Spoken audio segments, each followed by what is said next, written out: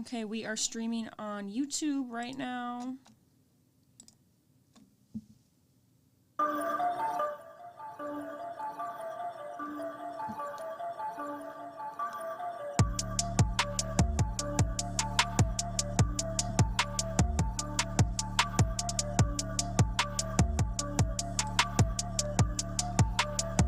And we are live on Facebook.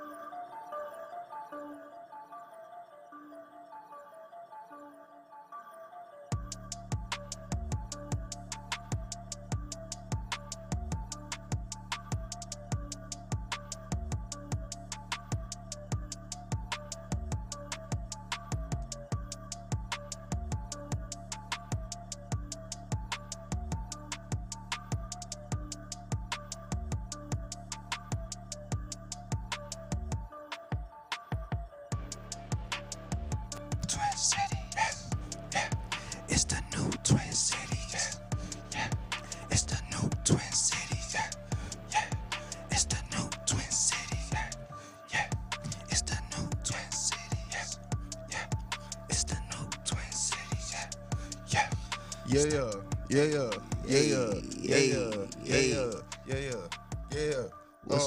What's up, y'all? What's going up, on? world? Welcome back to the New Twin Cities podcast, y'all. I'm Yes, your sir. host, Fresh. Tony.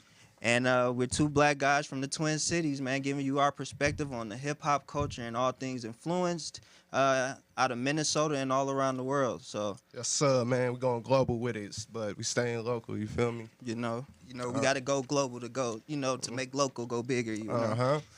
So, episode 25, man.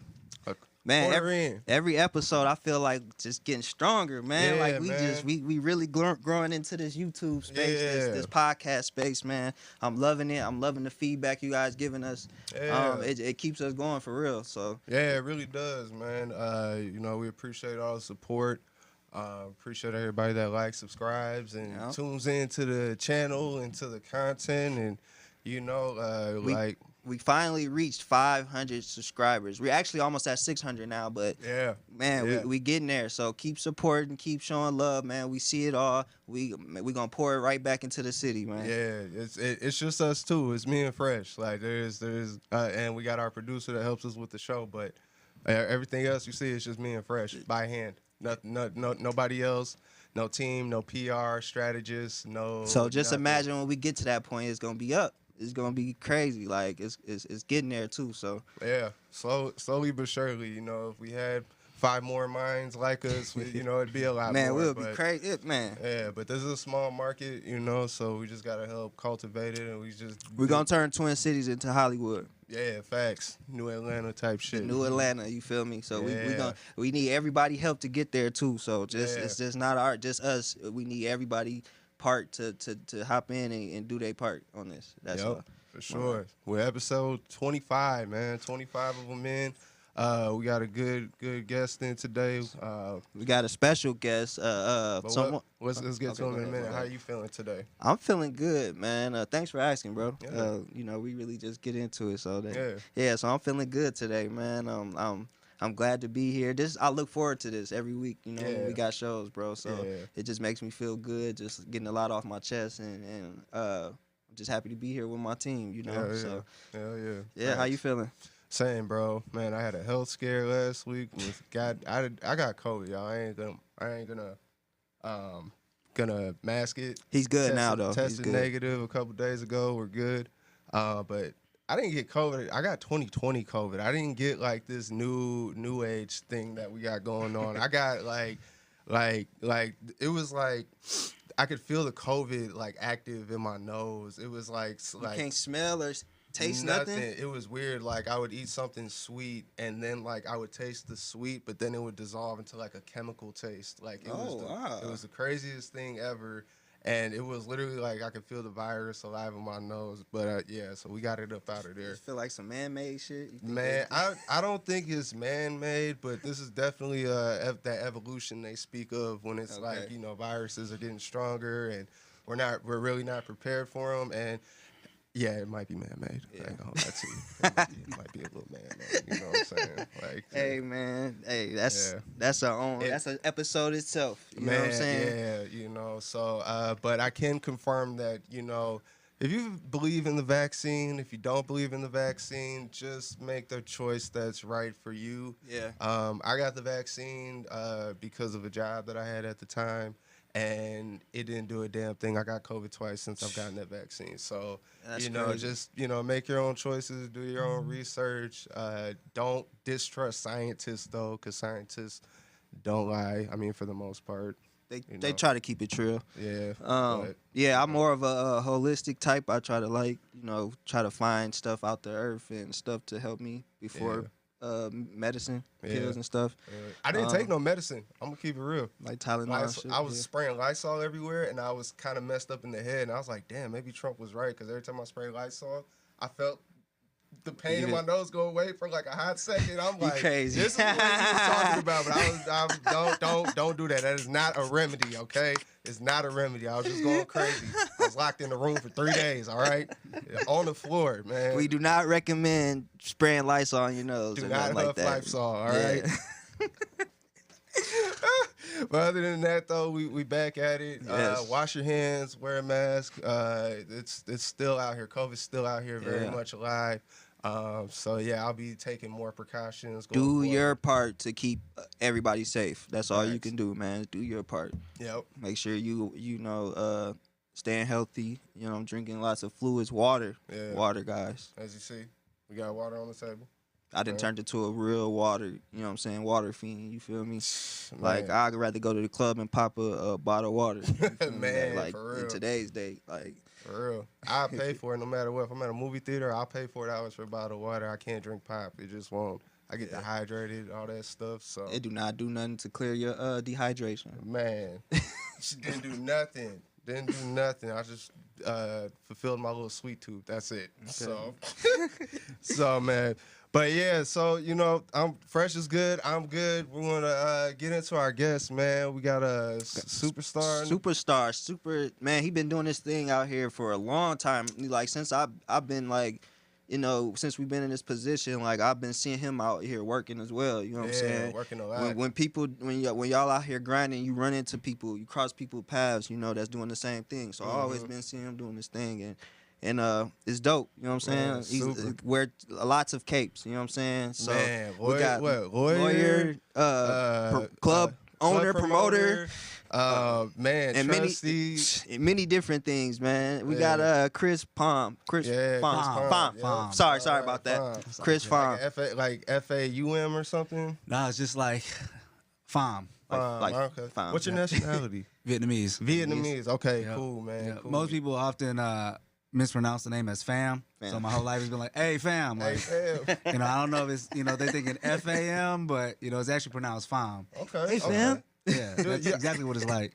You look I would have took you for like Cambodian or something. Man, nobody ever guesses Vietnamese. Never. I usually get Filipino. Is usually the first guess. See that. So. Because bro, Viet, you got light brown eyes, and then you got the kind of like chino going on. Like. Yeah, my dad had light eyes, so that's one of probably the only good quality I got from him. So. Are you mixed? Nah, both my parents is from Vietnam. Oh, wow, but on my dad's side, have a little bit of you know, like Greek. Okay. As well. Okay, that makes sense. You got no African in you? No, sir. Like 2%? Okay. Not as far as I know.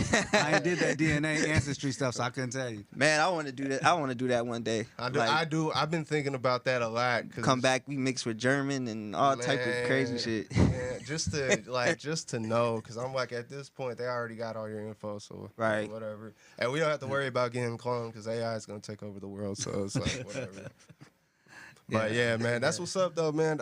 I'm a big fan of the Vietnamese culture. Okay. Me and my girlfriend, she's Mexican. We go out and we live next to Kiviet.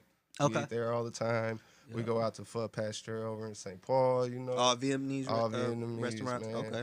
They got the banh mi, they got the pho, they got the. See, we gotta go try. See, you gotta take me to take. Man, we're gonna do an episode on that. Man, for real. All right. Before we get into anything serious, where do you like to eat? Like, where has the best Vietnamese food? So outside of my mom's crib, if I had to eat some Vietnamese food, yeah, man, the best chef for real. But outside of that, my favorite spot would be Lotus. Okay. Lotus restaurant. They got one near downtown, and then also in Maple Grove. Shout out to Nguyen. Nguyen. Yeah, that's my guy. You know, known him a long time. Really, I mean, he's one of the most solid, down to earth folks. Mm-hmm. And his parents, man, they're amazing in the kitchen, and so their food is phenomenal. That's what's up. So those are all homemade recipes over there. Yes, sir. He owns Lotus. Yep, him and his family. It's been a family-owned business since like the 80s. Oh wow. Okay. Man. Okay. Damn. So Lotus been around that long? Or? Yeah. Damn. Didn't they have like a frozen food? Didn't they have frozen food, or that might have been a different company? I think that's a different company. Okay. I used to see Lotus frozen food, so I'm wondering if that was them. Yeah, so we're not supporting that. We supporting the restaurants downtown Minneapolis. The Lotus. Oh God. That used to be my spot one summer. It used to be up there. When they was in Uptown, I used to get the egg rolls there, man. Yeah, egg rolls is fire there. For sure. Man.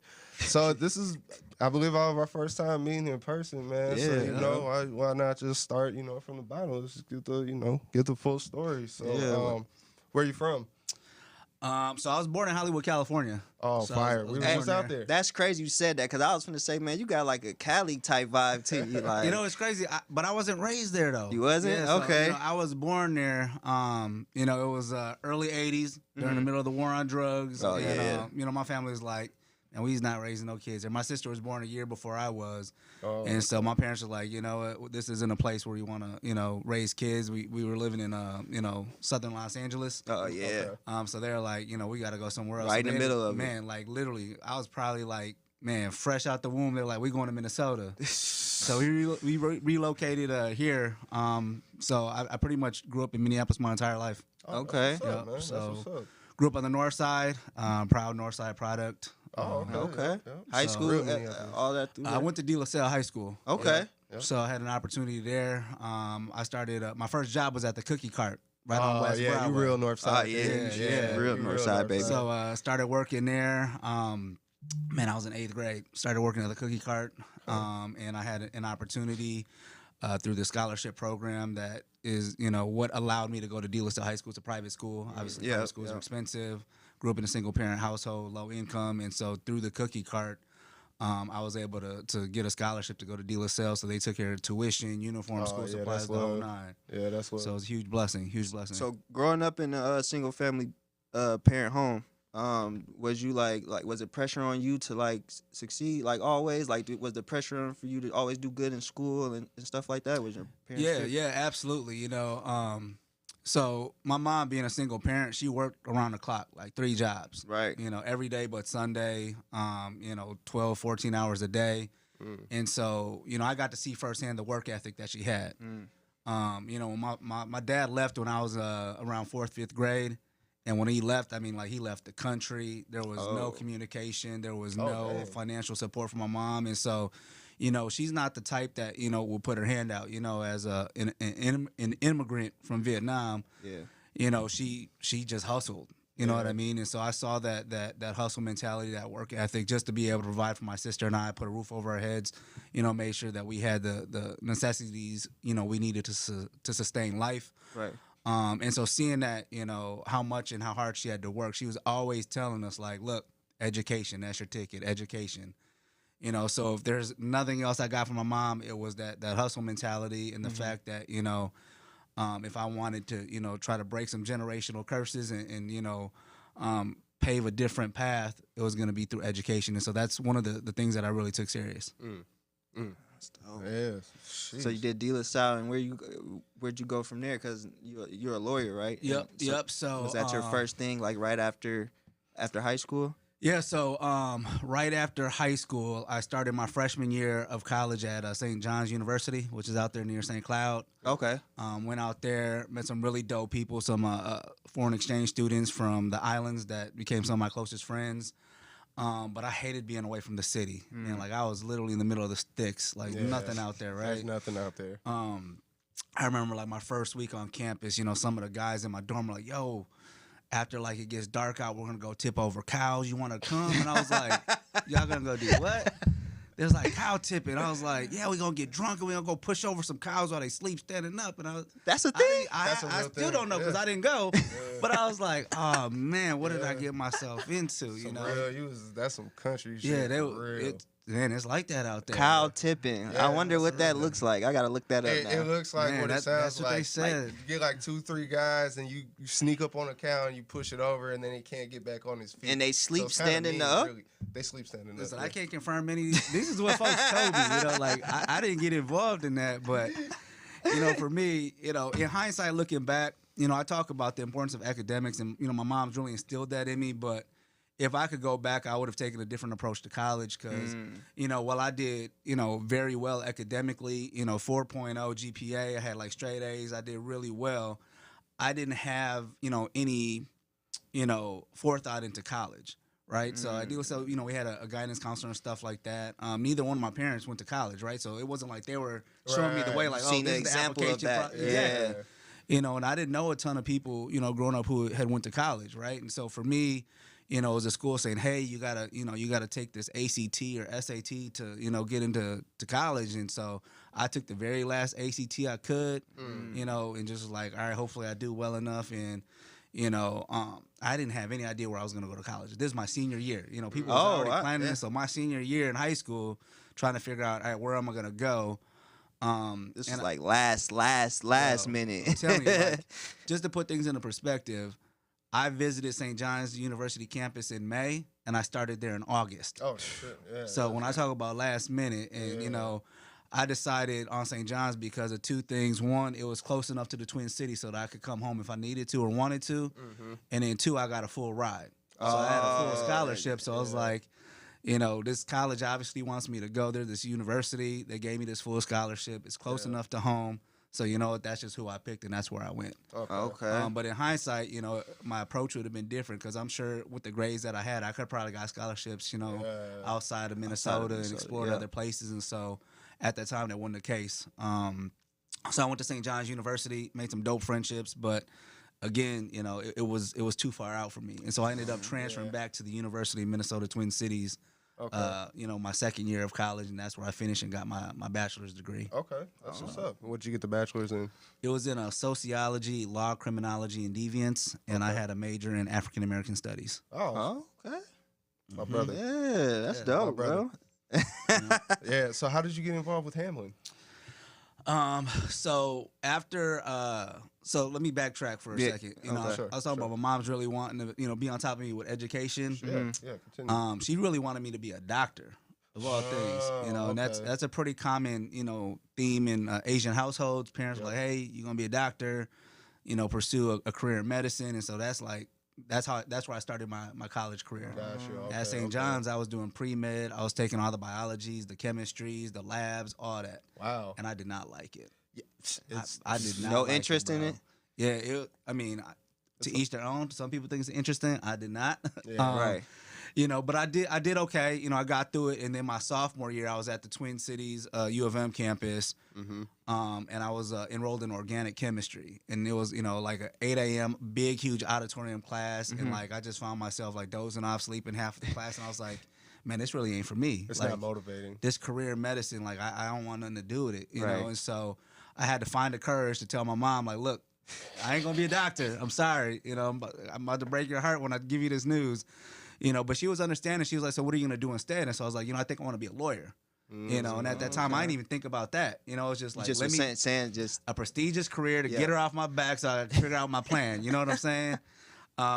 So I decided to switch my major to sociology, law, criminology, and deviance. And that was because I had just taken a intro to criminology course. And it was really interesting. It was like a personal interest, right? Right. Things. And so I decided that was going to be my major. How did you pick a criminology class while you're, involved in all this pre-med and stuff? Because I was in the College of Liberal Arts, and so a lot of the classes I was taking was very like broad. I had to take like a Spanish from different parts of the schools they got in there. Yep. Okay. So it was just a part of the curriculum, and so it didn't set me back at all. I still graduated with my bachelor's within the 4 years. Okay. There, and so that's when I changed, and so. As I was getting ready to graduate from the U of M, here comes my mom, like, yo, so you about to go to law school now, right? And I was like, at the time, I was like, man, I still don't know. I'm done with school. I was like, oh, man, like, I'm trying to graduate. You're already talking about the next step. I ain't even, have my commencement ceremony yet. But from what I had heard about law school, I didn't think I had the discipline at that time to just jump into it. And so I actually decided to go to grad school. So after graduating from the U of M, I moved to California, went back out there, and I went to grad school at Chapman University, and I obtained a master's in criminal justice. Oh, snap. So that was degree number 2. And it was actually while I was at Chapman, I had 2 lawyers in my class, and I told them the story about my mom really wanting me to do something. I said I might go to law school. And so that's when I first started to learn more about the process, right? Because, again, I didn't know any lawyers growing up. I didn't know anything about law school, nothing. And so they said, listen, you take the LSAT, which is a test you have to take to get into law school, similar to like the ACT or the SAT to get into college. Okay. Much more difficult, though. And so they're like, you take this test, based on your scores, you apply to law school, and if you get in, maybe it's meant for you to go. You've been talking about this for years with your mom, maybe it's meant for you to go. So I took their advice, and so while I was doing my master's thesis, I was also taking a prep course for the LSAT. Took that, applied at some law schools, and I got a couple scholarship opportunities here in the Twin Cities at the law schools here. And so that's how I ended up actually back in Minnesota for law school. I applied to William Mitchell at the time and also Hamlin. Okay. They were two separate law schools then. They have since merged into one. And so I ended up going to William Mitchell, now known as Mitchell Hamlin School of Law. Moved back here for that. So then I finished my degree there. The JD took 3 years. And so right out of high school, I was in post, grad school, 9 years?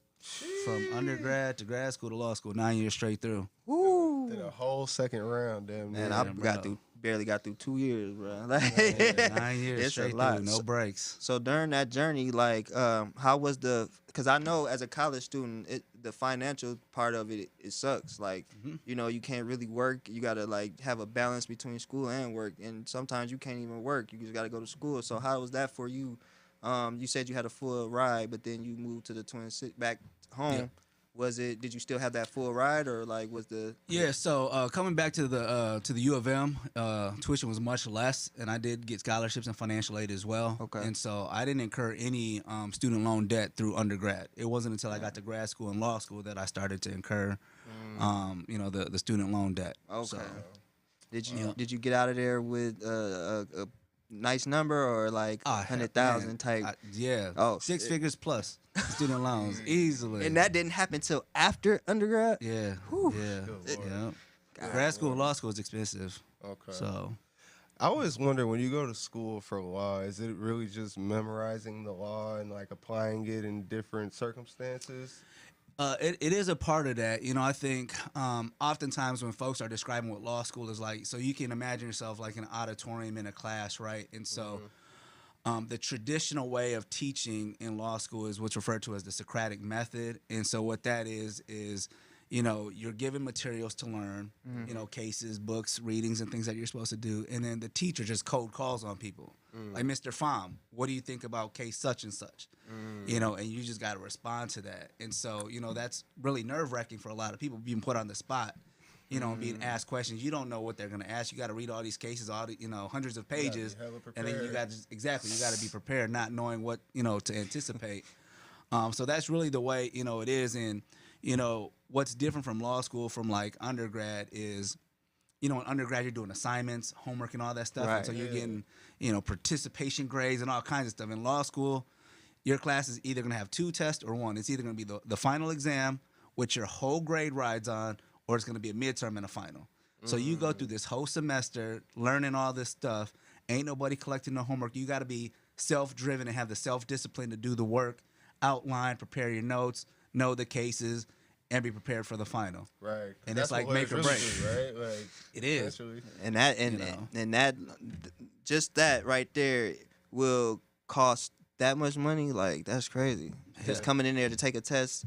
And yeah, I mean, you still have the classes, but it's just like you're not getting like homework and being great. It's like, I mean, you need a ton of discipline.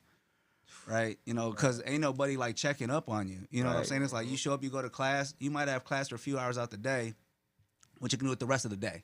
Some people head to the bar early, go have a drink. Some people go hoop, go to the gym. Right.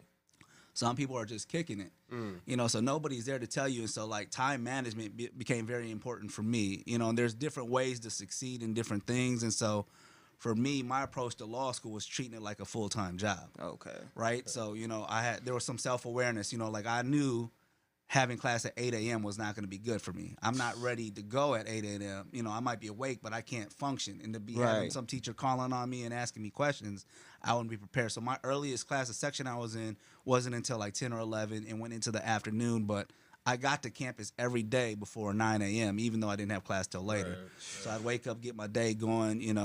I didn't start drinking coffee until law school, so I had coffee, breakfast, whatever, be on campus, go to class. And then even if my classes were over 2, 3 p.m., I stayed there till 6, 7 p.m. so that I could continue to study, prepare, go through my notes, do the readings for the next day. And I did that Monday through Friday. Even if I didn't have class, on a Friday or whatever, I was there Monday through Friday, treated it like a full-time job, because then that kind of like gave me the routine of like when I would be doing the work. Okay. Man, that's crazy. That's real discipline for real. Yeah. That's self-motivation right there, just to do that 9 years straight. Yeah. And you said, so you came from a single parent. So where did you get that motivation to keep going if your mom was working, doing working full time, and you know you just out here by yourself trying to make it work. Like, where did the motivation come from?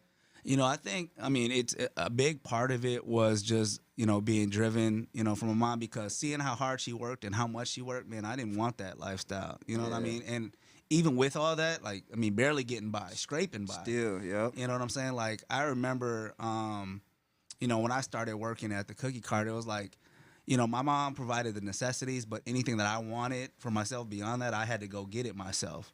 You know, so whether that was working at the cookie cart, you know, offering to cut people's grass, shovel their snow, whatever. It's like I wanted to make some money so that, you know, I can buy my own shoes, my own clothes, and the things that I actually wanted. Especially in the hood. Man, yeah, no, it was You like gotta come, yeah. you know, it was like a annual thing. Me and my guys in the neighborhood, like we'd work hard and hustle all summer, and then like right when the summer's over, we'd all get on the bus and go to the mall and you know get fresh and get all of our stuff. Yep. You know what I mean? And so it's like we worked hard and saved all summer. You know, so that kind of planted some seeds, you know, for me as far as like not being a stranger to the hustle and, you know, the hard work and knowing that, I mean, nothing's given to you. Right. You know, we're all given the same 24 hours in the day. You know, like I understand, you know, being a product of your environment, your upbringing, things that are unfortunate, you know, but I mean, you can achieve a lot of things when you want to. You know what I mean? Right. Really. Growing up in the hood, you know, people might look at you funny, like you acting funny with them, but you just really just building yourself up to become this person you want to be. Did you have any problems like that growing up? Did you have friends like look at you like you're acting different because you wanted a better life for yourself? Did you ever run into any of those problems? No, not really, because I used to get in trouble with them. Okay. You know what I mean? Like we all got in trouble. You know, we was sneaking out the house, doing stuff we wasn't supposed to do. I mean, I remember getting arrested right before I started high school, you know, summer 8th grade, going into 9th. Oh, yeah, you was out here, getting huh? in trouble and stuff like that, you know, and we all did. You Right, know, it was like right. my closest friends who are still my closest friends to this day, you know, and I feel like having, you know, moments like that, those are like turning point moments, right? So, you know, when I got in trouble, you know, we got pulled over, you know, taken to truancy center. I had to go before, you know, a judge and all this. And like, I was scared, you know what I mean? And I was like, damn, like, is this really, you know, what I want to do? You know what I'm saying? And so I remember going to high school and, you know, one of my professors there was like, hey, we heard about the shit you got into over the summer. We don't tolerate that here at De La Salle. He was like, you need to clean that up. And I was like, oh, okay. And so, you know, it was like, it was all fun, you know, growing up. But then at some point, we got to take our lives a little bit more seriously. Time to grow up. And, you know, like growing up, I loved playing basketball. Like that was like my escape, you know, like, and we played outside, you know, as soon as the sun came out, we was outside till the sun came down, right? Until the lights came on.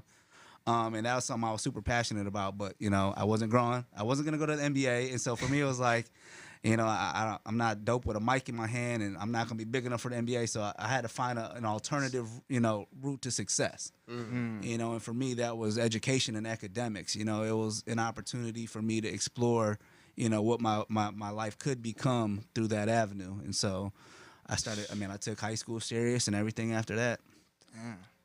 So much motivation, your drive, bro. Like I can see why you where you at now. Like Appreciate that. Yep. And you were the oldest or your sister? My sister's 1 year older now. Okay.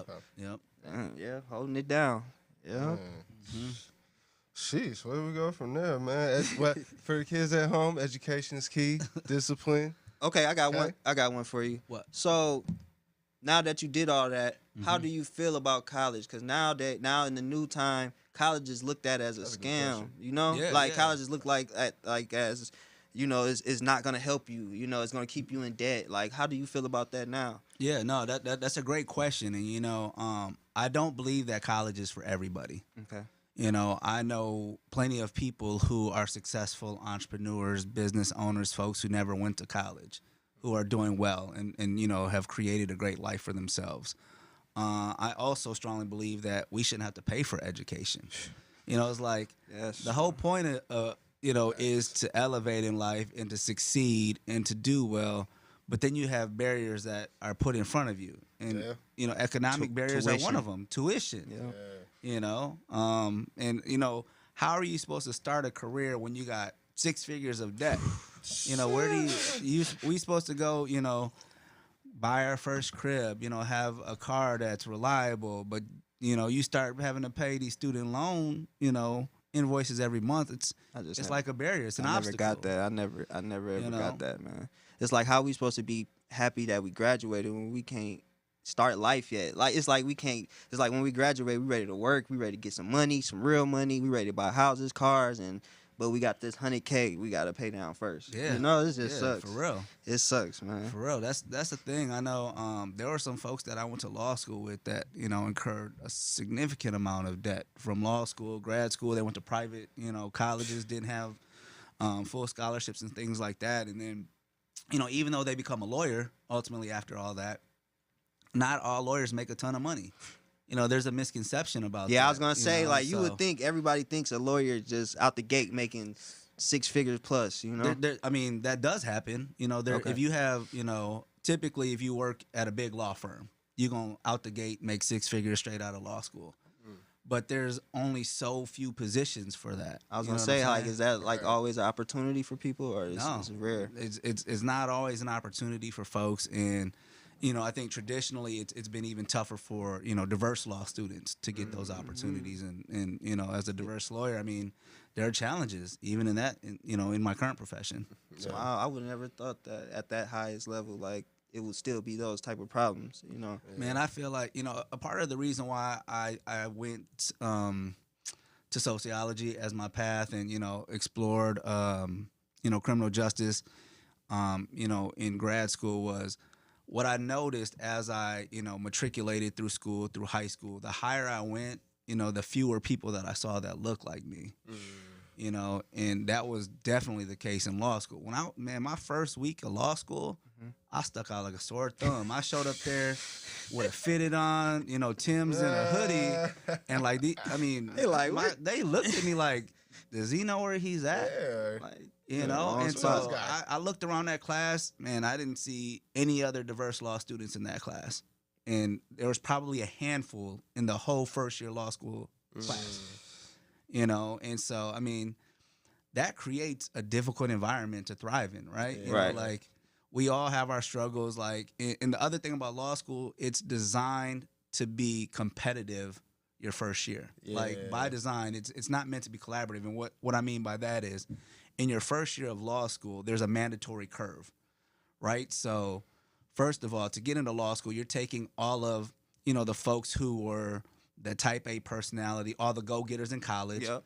So everybody who has straight A's in college, you're taking that group, and then you're putting them all in law school together, and you're saying, hey, some of you guys are going to cut it, some of you aren't, because there's this mandatory curve in place. And so that first year is almost like a weeding out process. So if you don't perform well on academic probation after one semester, ask you to leave after the second semester if you don't cut it. Wow. So some folks, you spend all this tuition, this whole first year of school, to realize you might not even have what it takes to be a lawyer. That's because the grading is difficult. Right. You know what I'm saying? And so now, knowing that, and I didn't know that until I got there. First of all, so when I was applying, I didn't know that there was this mandatory curve. I didn't know about this 1L year that's supposed to be so hard and so competitive. See me, I'm a collaborative, person. Right. And so if I miss class, or if you miss class and you need my notes or whatever, I'll share with you. This is what you missed. Let's chop it up. I want to help folks, right? Man, in law school is yo, I was in that class. Can I see those notes? It was no. It was well, you should have been in that class. I was at class. And it was man. So for me, I had to find people that I could really connect with, that were collaborative like me. Because it was a really cutthroat, place, because everybody wants to succeed. And as I mentioned, if you want that big law job, there's only so many, spots that are open. And everybody's gunning for them, because they know if you really want to, come out of law school making 6 figures, that's the place to go do it. And everybody's gunning for that. Everybody, for them NBA lawyer spots, you know what I'm saying? NBA type spot in the lawyer world. Yeah, man. I was super fortunate that I was one of those few that had that opportunity to get into a big law firm. Yeah, right. Frederickson Law Firm, right? Frederickson, yeah. That's where I'm at now. That's not where I started my career, but I've been at Frederickson now for about 7 years. Okay. So I've been a lawyer for 13 years now. Okay, so wait, what kind of lawyer are you? You know, so I do business, sports, and entertainment. That's the easiest way to describe it, boiled down to. Are you an entertainment lawyer? Okay. I do some of that as well. Yep. Actually, one of my newest clients was just on y'all podcast. Q.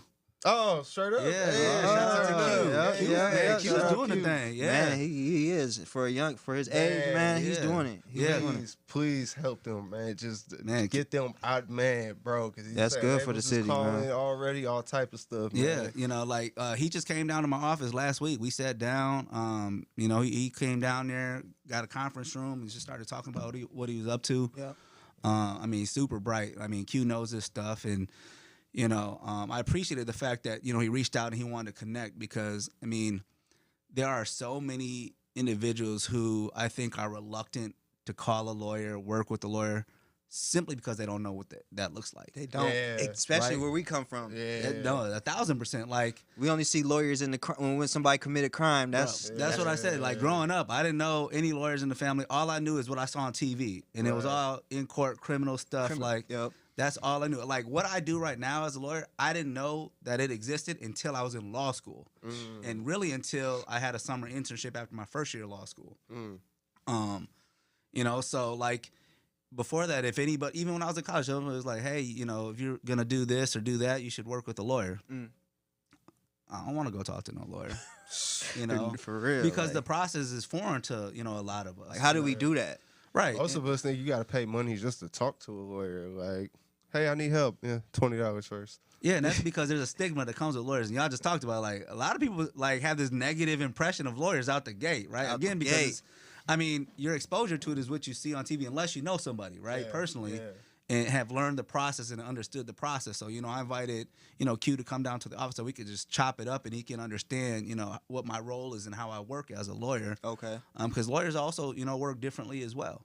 You know, you guys are human, and you don't know what you don't know, right? And so, you know, are lawyers expensive? Yes, they can be. You know, depending on, you know, what services they're providing.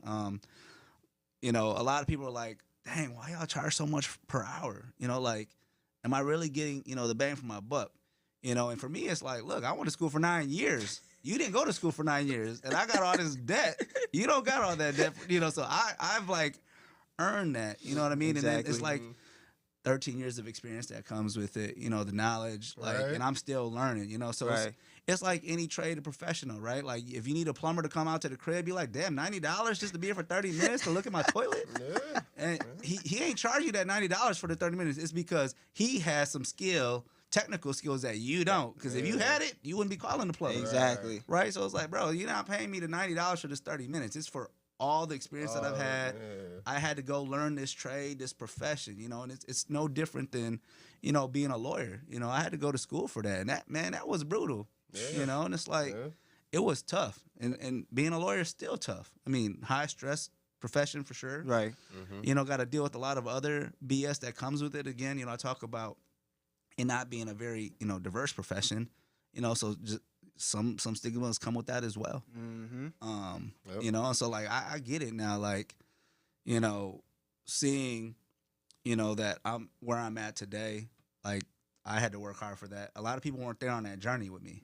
You know, the people see, you know, that I have a good, you know, professional career now. I'm doing well for myself, taking care of my family.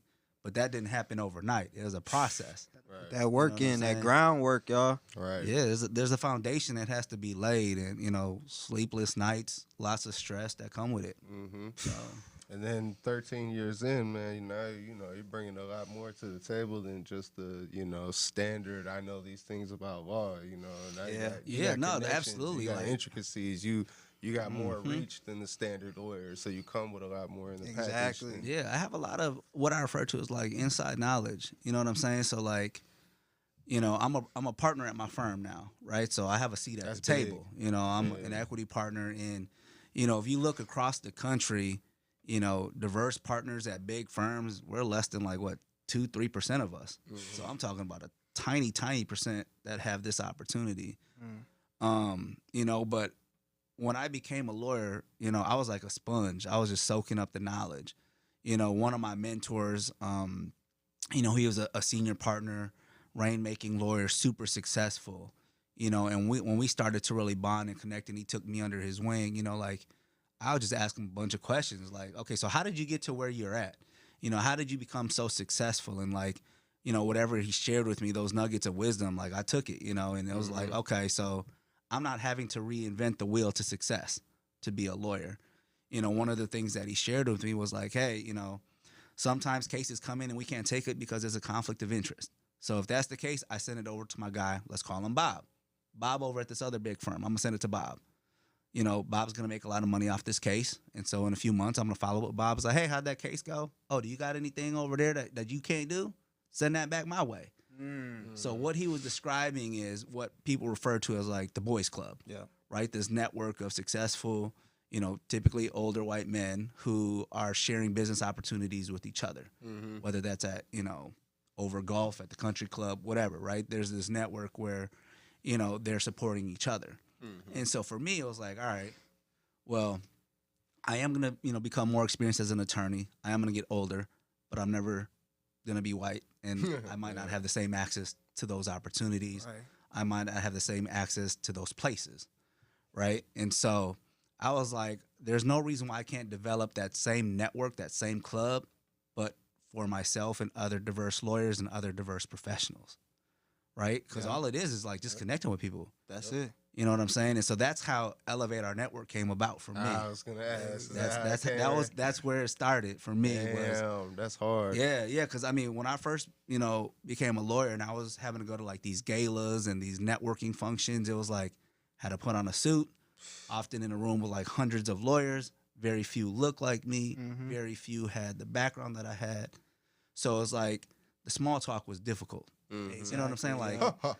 I don't golf, I don't fish, I don't hunt, and I don't own a cabin up north. And you know that water cooler talk is like icebreakers for folks, you know what I mean? Right. Yep. And so if they come and be like, "Yo, how was your weekend?" I was like, "Man, I went to this Lil Wayne concert, and we turned up at the club." Like they gonna look at me like, "We can't relate to none of what you talking about." Man, bro. Lil Wayne. And they say like, "Well, we were just getting out, you know, at our cabin up north." You know? Yeah. So I mean, and so for me, it was like, all right, don't ya? It was like, you know, it's how do I, you know, get comfortable with like connecting with folks, you know? And so it was like, I just want to create my own space. It was like, I'm not the only diverse lawyer. I'm not the only diverse entrepreneur. I'm not the only diverse business owner. You know, like there are others. And so it's like, I want to create my own network because it clearly works, right? Yeah. And so, you know, that was, let me see, 2007 is when I started Elevate Our Network. And at that time, I'd been a lawyer for a few years already. So I started that. It was really just geared towards like bringing diverse professionals in the Twin Cities together. Yeah. There was like no other agenda. So it wasn't like a rigid, you know, like, look, no dress code, come as you are, come as you're comfortable, you know, let's get to know each other, right? Like we gonna listen to the music we want to listen to. We gonna have some drinks, have some food, and just chop it up. Because that's all networking is. That's like, it. Yep. You know, when I talk about networking, people are like, oh man, like there's this again another negative stigma with it. Like, what is networking? It don't mean you gotta put on a suit and go to a ballroom. Yeah, like I'm kind of in that boat. What I tell people oftentimes when I'm talking to like college kids and high school kids, I'm like, y'all been networking your whole lives, and they're like, what? My whole life? What? And I was like, let's bring you back to kindergarten. Before you started playing with old boy and them blocks, y'all was complete strangers. Yeah. You like blocks, he like blocks. Now y'all are sitting there playing blocks together. Y'all have a common interest, a shared interest. Now y'all spend time every day at recess playing with blocks. And what are y'all doing? Y'all talking, y'all getting to know each other, y'all laughing, y'all having a good time. It's a positive bond. Yeah. That's all networking is. Same thing with your significant other. Yep. Before you met your boyfriend, girlfriend, whoever, complete strangers. All right, what you want to do? Well, I like to eat. Let's go, you know, go eat. Let's go see a movie. Yeah. Y'all start doing things that you both enjoy doing with each other. And that's all networking is. And so you're sharing a space, getting to know people, right? And sometimes you click with people, sometimes you don't, right? But you cast a wide net. You learn about all these individuals doing amazing things in the Twin Cities. I mean, shout out to the Twin Cities community because, I mean, there are so many people doing great things just like you two. Appreciate it. Right? And so I wouldn't know what y'all do unless we connected somehow. So you connect with people. That's the start of networking. And then you deepen and build that relationship. Yeah. That's more touch points. Come hang out. You know, we don't got to go to the club every week. But, you know, if you want to chop it up, I'm going to be there most Fridays. You know, outside of that, you know, we can go other places. You know, there's other events, other opportunities to connect with people. You just got to show up. Be willing to, you know, have a conversation, you know, and everybody can do it. That's the thing. Like people say, I'm an introvert. I'm reserved. I'm shy. Man, so are a lot of people. Yeah. You know, but there are ways to network. You know, bring a friend, go with somebody. You know, so that you don't have to be by yourself. Mm-hmm. There are other people that are going to be just standing in the corner waiting and observing. Go connect with them. Mm-hmm. You know what I mean? Like there's a process to it. You know, I just encourage people to just start doing it. Yep. You know, when I'm out, I see somebody I don't recognize because I often recognize a lot of people. How did you hear about, you know, the exchange? Or, you know, what brought you here tonight? What are you celebrating? What do you do? You know, those small conversations. Like I've developed clients, you know, that I work with now through my law firm, meeting them in the club. We started out hanging out, having a drink, and now we work together, you know, and that's all through networking. I mean, I got involved in the club business through networking. To build I was relationships. gonna say, that's how you got into the exchange? Yeah, it's crazy because so when I was a young lawyer, I didn't, you know, have a big network, right? Because growing up where I grew up, I didn't know a lot of successful people, and I didn't know anybody that could afford my hourly rate. You know, so me, it's like, how am I going to network? And so one of my really, really good close friends, he had just become a financial advisor around the time I started becoming a lawyer. And he was like, hey, you know, I'm going to go meet with a buddy of mine, his family. You know, it's a family of entrepreneurs. They have a family business. They do a lot of good things, you know. And so he was like, I'm going to go talk to them for lunch about, you know, what I do. Maybe you can go talk to them about what you do as a lawyer. So we met, had lunch downtown. And at the time, you know, being a lawyer, I was a litigator, which means, you know, I just do the court-related stuff. Okay. And this company did not have any, you know, needs for a litigator. So they weren't going to need my services. You know, but we had lunch, and it was a cool opportunity to connect with them, right? Just to learn more about them and their family. And, like, literally a month or so later, the same gentleman calls me or you know, gets in touch with me, and he's like, yo, you know, things didn't work out on the, you know, the legal front. You know, we don't need lawyers, but I have an opportunity coming up that you might be interested in. And it was to open up a new nightclub in downtown Minneapolis called The Exchange and Alibi Lounge. So at that time, it was Club New York. The lease was It was Club New York. I forgot it was Club New York. Yeah, it was Club New York. What year was that? This was 2015 is when we opened. So all of this stuff started happening in 2014. So I was having these conversations, you know, and it was like, we're thinking about taking over this Club New York space. We want to gut it out, completely redo it. And, you know, if you want to be one of our co-owners, our partners, and investor in this club, here's an opportunity for you. So I talked about it with my guy who had introduced me to this gentleman. And he was like, I'm down to do it. Let's do it. So for me, I got involved with it because I thought it was like a cool thing to do. You know, it was a cool financial investment. It was something different than being a lawyer. But most importantly, I saw the networking opportunity in it because I knew that we were going to be a large ownership group. We're going to be 20 plus co-owners with people that I did not have access to, people that I did not otherwise know. And they were all successful entrepreneurs, you know. And so for me, I was like, I'm probably the only lawyer in the group. I'm definitely one of the youngest. And so now I get to rub elbows and get to meet all of these other individuals. Now we have a shared interest, the success of the club. That is crazy, man. Right? How And that so- worked out. Wow. Man, so I'm that trying to was, be in them circles. 2014. And so we started like the build out like right after Club New York was done. So this is early 2015. And then we opened August 2015. And that's when I think I first started seeing it everywhere. My first time hearing about you was through my best friend, Rashawn Shaver. Oh, yeah. He told me he was telling me about you and stuff. So you know, he used to date his sister or something. We went to prom together. Yeah, I see that picture in the living room. Small community, right? And that's what I'm saying. Like that's how networking is, right? So the people that I was cool with in high school, they're still a part of my network. Yep, you know, that's it's crazy. like and now with the advent of social media, the ability to stay in touch with people. Man, I stay in touch with people I met in second grade, third grade. Like I'm connected to them still. Is that how you brought 1,000 people out this past weekend? Man, there's a lot that goes into something like that. You know what I mean? Like a part of it is like, you know, just being a good person, man. I believe that if you do good that goes things, a long way. you help folks, man, the universe conspires in your favor. You know, like, you know, all the successes that I've achieved, you know, obviously I thank God for all of that. But a large part of that is just like not burning bridges with folks. You know, like I'm a reasonable person.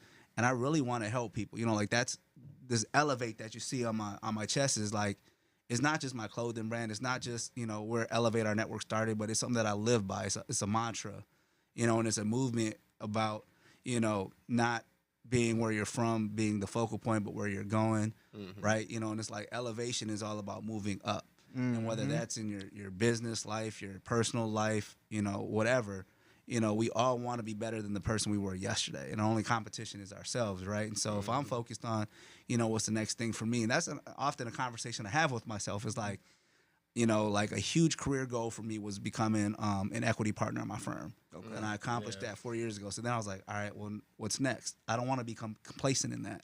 Right. You know, it's always looking at, you know, what else can I do? And a large part of what else I can do is helping others. You know, I talk about the inside knowledge I have as being a lawyer and seeing, you know, clients that we work with that have, you know, achieved so much success. And now I have the blueprint. You know, if you're a person in a particular industry and we work with a client that is successful in that industry, now I know, like, there's a path to get there. If I can be, you know, a resource and help you get there, that's what I want to do. You know, so when I start working with my clients, it's like, you know, show me the vision, give me the vision. You know, like, let's sit down and we can map it out. You know, and that's what I've been doing, and that's what I enjoy, and I'm passionate about helping others. Man, and you just created a full circle machine that cultivates that. Seriously, I mean, you're like, all right, I need to start my network party, but then, all right, I'm just gonna get a whole network space. That's the thing. You know, it's like once I got and so it worked out, right? So we opened the exchange in August of 2015. I started elevating our network in January 2017. It was like I have access to a space, so I can invite people out to the space that I'm, you know, already involved with. You know, and the reason why I was able to do that is because when the exchange first opened, so like I said, there's a large ownership group of us. But I was super active. There are some that don't even live here. There are some that are, you know, silent partners or whatever, however you want to describe them. Wow. And then there's folks like me where I'm super passionate about our club and wanting to see it succeed. And so that's why I host our Friday nights. I do that every week. Like, I want to be there. I'm present. And so I think a lot of my partners started to see, like, hey, like, he really be bringing people out. Like, he's really doing the thing. So then, you know, when it came time to say, hey, can I have my own night or can I do this? I was like, yeah, because you're already doing it. So yeah, I didn't know you could fit 1,000 people in there. Know, that's crazy. Yeah. In and out. Go ahead. Yeah, we're one of the biggest venues here, you know, and it's been a blessing. And, you know, I just want people to have a good time. Yeah. You know what I mean? Because you learn from a lot of folks, and a lot of folks, I mean, sometimes you just need to decompress. You need something to do at the end of the week. You know what I'm saying? And so that's what we're trying to create, you know. There have been times on a Friday night I'd have somebody celebrating their 21st birthday next to a booth with somebody celebrating their 50th. So we talking about a 21-year-old and a 50-year-old in the same club, 2 booths apart, listening to music and having a good time. Because music crosses all barriers. You know? Yeah. And so, you know, there's a lot of talk about, like, you know, spaces that are curated for younger people, and, you know, we need 25 plus and all that. And I totally get all of that, you know, but, like, the right vibe, the right music, the right environment, man, people just want to have a good time at the end of the day. And the way y'all have exchange set up and run, I mean, you don't really invite that kind of stuff in, really. Like, not that I've seen. I haven't seen, I mean, you know, that corner is still active, of course, but, you know, as far as, like, you guys being directly involved, like, when Club New York was there, it was active. That mug was active. That thing was active, and you know. That's a good question, because how do you guys deal with security now that all this crime in Minneapolis is starting to happen downtown, where people are trying to enjoy themselves? Like, how do you guys? We're just super diligent. I mean, you know, shout out to the security staff at the exchange. You know, I remember when we first started to implement some of our policies, people used to clown us on social media, like, damn, going to the exchange is like going through TSA security. I felt like I was at the airport. You know, I'm getting wound down. They checking every crevice, you know. And so for us, it was like we have, you know, a female security personnel, a male personnel, and we're really diligent, you know, and just making sure that, you know, we're doing the checks. And because at the end of the day, we want to keep everybody safe, both the patrons, you know, the staff, everybody. And so we just want folks to have a good time, man. And so just being diligent about that. Absolutely, man. Damn, that's dope, bro. I love I love what you stand for, bro. Yeah, Like that's that. dope. Whatever you stand for a little bit. I didn't know you're from the north side. It makes me like you more now. Like, I don't know why I thought you was from the Paul. I thought he was from St. Paul too. I Yeah, thought I don't know you why I had thought some. you Nah, the only time I ever spent time in St. Paul was when I was in law school. Okay. Okay. That's what, You know, I like and now that. I rarely go over there, but I go over there sometimes. You know, Billy's on Grand. Yep, Billy's. Owner's Wes. Yep. It's a black-owned business. He's one of my clients. Okay, Shout yeah. out to Billy. Shout out to Billy. Wes. I mean, That's a spot. work That a lot. spot And- growing and up. I met Billy at the club. He used to come to the exchange. He used to come, celebrate, have a good time, and we would just chop it up. And he was like, I'm looking at the spot, and he was like, I might need your help. And literally, the conversation started at the club. And you helped him get. Now Billy's? he owns Billy's, and he's doing his thing. They just reached capacity on Saturday, from what I understand. Yeah. Nice. So Nice. yeah, a lot of my clients, man, like people would be surprised, like how we met. Sobo, another one of my favorite spots in the city, Client? especially to eat. Yeah. Damn. Okay. And Chef Gerard, one of the owners of Sobo, we met when I threw a day party with Debonair and Lavorne. It was a day party, and he was our caterer. He made the food. The food was bomb. Everybody killed it. Man, They that sold food out. Look good. We Yeah. gotta stop there. And then me and him just chopped it up, and he was like, like I have some visions and some ideas. We grabbed breakfast a couple of weeks later. He started telling me, started talking, chopping it up, and now, I mean, they're killing it. History ever since. Yeah, they got 2 locations now. I'm sure they have plans to expand. I mean, Oh yeah. They literally got to. just hanging out, eating food, talking to people. Man, that's dope, bro. So Network, y'all. Yeah, y'all, get out there, y'all meet hear people, that? meet people. Relationships matter. Relationships. The work you get in is like 10% of it, but the relationship, man, I'm telling you, that'll get you farther. Like, And it's a that'll get you process. It farther. don't happen overnight. That too. That's the thing. Like, you meet people, you might find a common path. You might go your separate ways, but regardless, it's good to connect with you because, you don't know where people are going to end up in 10 years. Exactly. I might meet, somebody today. We'll chop it up. Nothing really comes of it. 10 years, they're like, hey, I got this going on. Now I really need a lawyer. I need this or that or the other. And now we reconnected again. And so, you don't write people off. People have their own path. It's a process. Nothing happens overnight. We ain't So, perfect. Yeah, Shit happens. you're not gonna have a successful network. Every network, like, Yeah. But just Everybody's keep not gonna like networking. you. Everybody's not gonna like you. Everybody's not, you know what I'm saying, gonna be your bestest friend. But keep The one thing networking. that you can do, though, is just be a consistently good person. There you go. That's really it. Number one. Well, we're getting kicked out soon. All right. I appreciate y'all. Anything No, coming up you wanna get off Yeah, your Of chest? course, share of some- course. share some I mean, stuff. y'all already know R&B and Chill. That's our Friday night. We need Yeah. y'all to come out. We've been R&B sold and out Chill. like the last 3 weeks. VIP is sold out there. As y'all heard, we had like 1,000 people through the doors last Friday. Yep. Of this night of the R&B and chill. R&B and Chill is the Friday nights that that I help you got. curate. Yeah, Okay. with one of my business partners, Jermaine, light skinned Jermaine. Shout out to him. Yeah. We really built a beautiful thing. we gonna come with check R&B y'all and out Chill. then. So that's every Friday at the Exchange. Come out early, man, because once we reach capacity, It'd be don't know who you he's know. not Hey, kidding. I mean, I was you got to seeing turn off your Facebook phone, posts. huh? Yeah, man. I got a lot of those last Friday. Like, can you get me at the door? Can you, like, calls from Facebook, from Instagram, WhatsApp, everything. It was like, Yeah. but it's Like, you like ain't once we had capacity, there's really nothing That you can You do, know what I'm yeah. saying? It's Yeah. like that's, that it is what it is, and so. And it's probably because y'all keep the it's safe. Y'all got everything. Yeah, you we know. haven't had very many issues at all. I've been doing Friday nights for 6 years. Yeah, That's the other thing. People think like it just happened overnight. Like all of a sudden it was the hotspot. I was like, man, there are times it was me and 3 people in the club. Y'all the Like- longest lasting. Y'all surviving on everybody. That's the else. thing. I don't think people realize that, that Exchange opened in August 2015. I started doing these Friday nights in 2017. So we, going past 6 years now. Man. 6 years. 6 years of doing this. And did you guys like put the focal point on security, or is this how? Security's always been a priority and a focus for us. Okay. Yep. See, that's why I feel like every other club should do, like, make that the focal point. Like, because right now, a lot of places, safety and customer service. Yeah. No place is perfect, Right. but that's the thing, like I go around and I check on people, and I know like people have rough days, you know, some of my staff, they have rough days and, but check on them, check on the staff and always try to make it right. You had a bad experience, tell me about it. I had a young lady tell me that, her experience this past Friday wasn't as great as she was expecting or anticipated. So I invited her back. I said, give me an opportunity to make it right. Like, I'm a reasonable person. I appreciate you reaching out, communicating. We could chop it up and, and she's coming back. We're going to make it right. We're going to show her the experience that she anticipated wanting to have. And so you take care of people. Be a good person. Be a good person. Be a good person. It'll take you a long way.